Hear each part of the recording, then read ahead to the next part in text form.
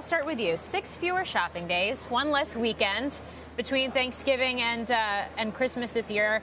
Seen a lot of sales pulled forward, really right around Halloween, after Halloween. How much is that going to eat into not only and pull forward not only into this weekend, but the rest of the holiday shopping season and how consumers are spending? No doubt it's going to be a tricky holiday season, and don't forget this is all happening against tariffs, a lot of inventory in the marketplace, and still a challenging environment for retail overall.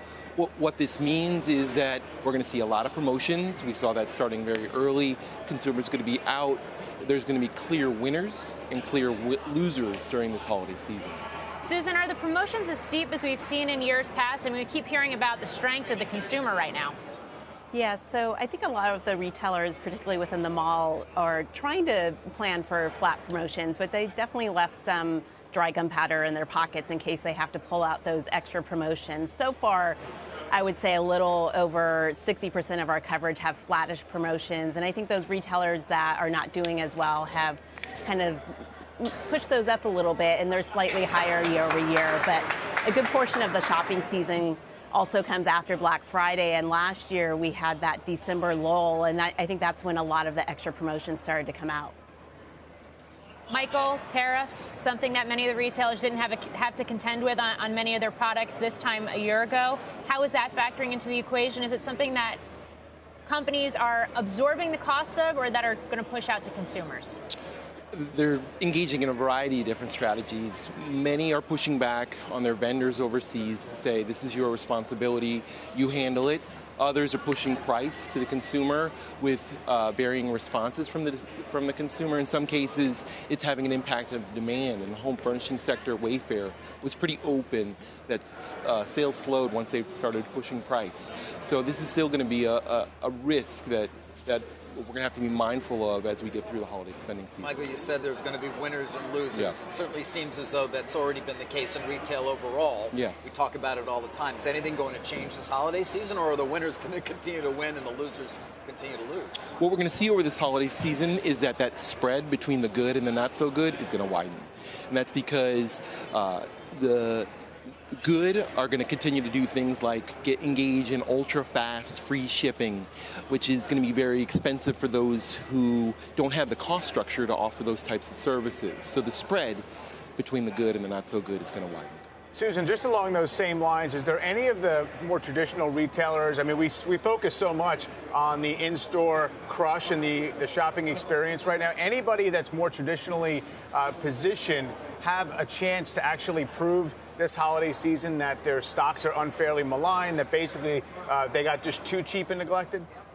Yeah, so I think a lot of the good retailers have invested in the technology to be able to compete from an omni-channel perspective. And really the teen retailers are the furthest ahead, probably given their customer obviously has shopped online earlier and sooner.